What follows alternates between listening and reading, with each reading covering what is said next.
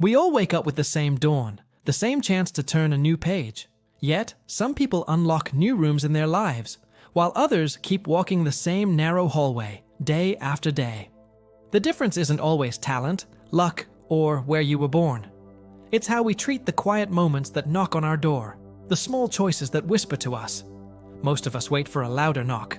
We say, later, as if later is a faithful friend, not a thief wearing soft shoes. What if I told you that right now, this very minute, you're holding a key in your hand, but you might be using it to draw circles on the floor instead of opening a door? Today's story is about a girl who had everything she needed, but was trapped by one silent habit that kept her life locked. Through an encounter with a library keeper and a strange, unforgettable night among shelves that moved like trees in the wind, she discovers a truth that changes everything. If you've ever said, "I'll start when I feel ready," or "one day I'll try," this story might be your doorbell. Stay with me until the end, because these next few minutes could place a key in your palm and show you exactly where the lock is.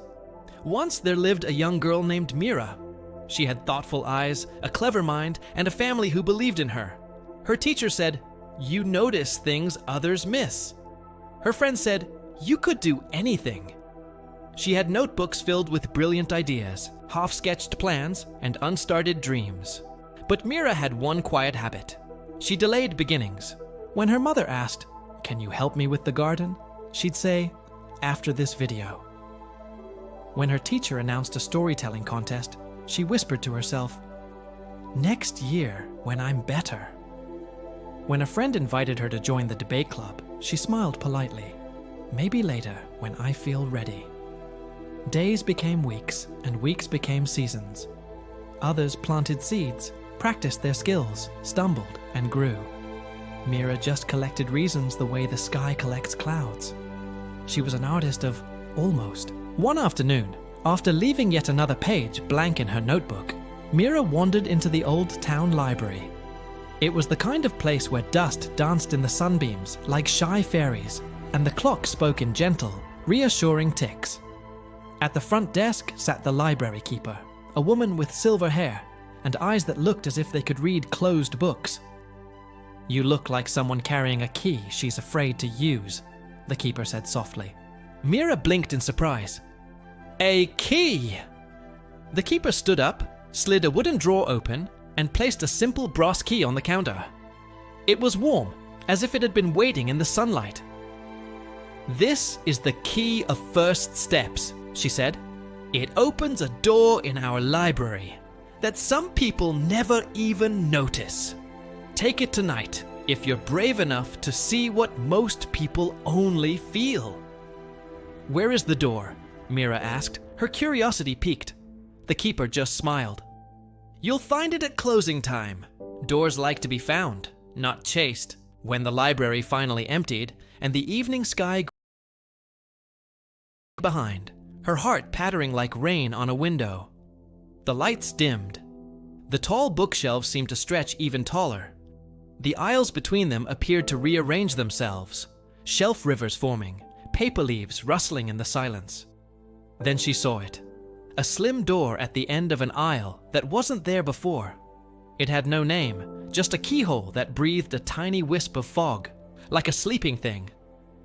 Mira's fingers tightened around the brass key. She almost said, "I'll come back tomorrow."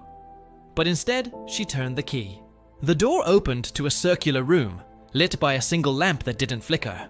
Around the room stood 3 glass cases. In the first case lay tiny, beautiful keys.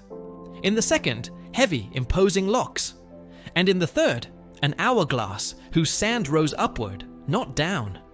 A whisper touched her ear, though no one stood there. "Choose carefully." Mira approached the first case. The keys were different colors: dawn blue, ember red, forest green. A small card read, "Beginnings." "Take one," the card invited. She reached out, then hesitated. What if I pick the wrong key? A page turned somewhere in the dark. The whisper returned. The wrong key on the right day opens more than the right key on some day. She chose the dawn blue key. At the second case, the locks were labeled: fear, perfection, doubt, distraction. But one lock was different. It was clear as glass, barely there. Its label read, "Later." Mira frowned. "It looks harmless." The whisper sighed. "Later is the lock that looks like air and holds like iron." She lifted the lock called Later. It was heavier than it looked. Her arm trembled under its unexpected weight. Then she reached the third case. The hourglass hummed with a strange energy. Its sand rose in bright grains, climbing back toward the top. The card read, "Time, not as you think." Below it, in smaller letters, "You cannot pour the past back into the future, but you can turn the glass now." Mira touched the glass. It was warm. The sand paused its upward journey, as if listening. "Why am I here?" she asked, her voice small and honest. The room answered with a story. Once, there was a traveler who walked with a map full of doors. Every door promised a different world. Worlds of music, languages, friendships, and skills. The traveler said, "I'll open the first door when the weather is perfect." But the weather kept changing. Years later, the traveler learned a cruel kindness. Doors do not wait, they relocate. Some move to new streets.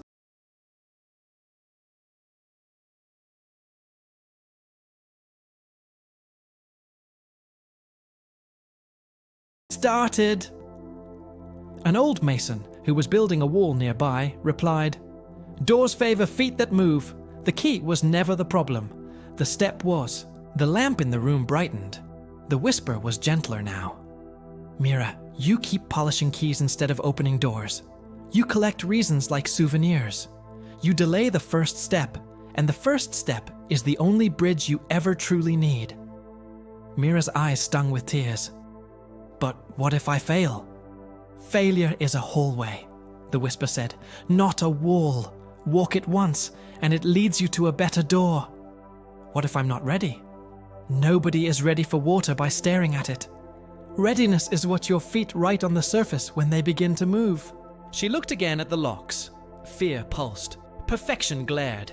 Doubt smirked. But Later just smiled with soft lips. "I'll feel better tomorrow," it seemed to say. Mira lifted the dawn blue key, slid it into the clear lock called Later, and turned. A click like a small sunrise echoed through the room. The lock fell open and turned into vapor. The hourglass gave a single, bright chime. The sand inside stopped rising.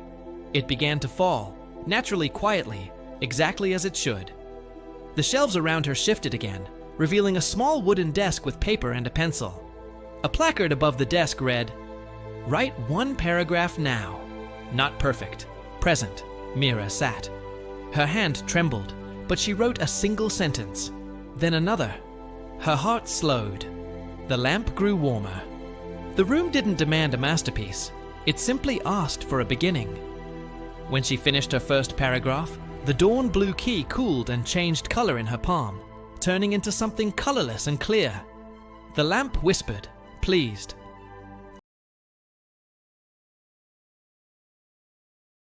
The pencil had grown longer. The paper had more space, and the fear had less. She wrote one more paragraph, then one more. She didn't wait to feel ready. She wrote until ready arrived, a few steps late but smiling. When Mira finally stood up, the hourglass was steady. The locks were quiet. The door behind her opened back to the library aisle. The library keeper waited there, leaning on a shelf like an old tree leaning on the wind. "How did it go?" the keeper asked. Mira held up the clear key. "It changed." The keeper nodded.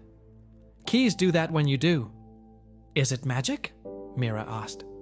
The keeper's eyes crinkled at the corners. "Of course, the ordinary kind." From that night onward, Mira changed her life in small, faithful ways. When her mother asked for help, she stood up and did one task right away. When her teacher announced another contest, she didn't plan a perfect story. She just wrote the first page that day. When her friend invited her to the debate club, she said yes and practiced once in the mirror. She stopped waiting to feel ready. She started moving, and readiness followed like a shadow that had finally found its sun. People noticed. "What's your secret?" they asked. Mira smiled. "I stopped letting later hold the lock. I used the key I was already holding, the first step." Years passed. Mira became someone others turned to for courage. She kept the clear key on a string around her neck. When a younger student confessed, "I'm scared to start," she would place the key in their palm and say, "Here, hold it for 1 sentence, 1 minute, 1 step, then you'll see." And they always did. We all carry a hidden key. It's not talent, it's not luck. It's the first step taken before you feel like a hero. And here's the twist. The door you're afraid of won't open to the perfect key someday. It opens to the imperfect key today. Later looks harmless, but it locks tighter than fear because it doesn't shout, it sings lullabies. So let's make this practical, right here and now. Name one door you've been staring at, a class to enroll in, a call to make, a page to write, a walk to take. Now, take one tiny step in the next 5 minutes. Write 2 lines. Set a 10-minute timer for practice. Pack your gym bag. Email one person. Begin badly if you must, but begin bravely for sure. When you're done, don't wait for applause. Just take the next small step tomorrow. Turn doing into a habit, and habits into hallways that carry you forward. Remember, you don't need a larger key. You need to use the one already in your hand. You don't need a perfect plan. You need a faithful first step.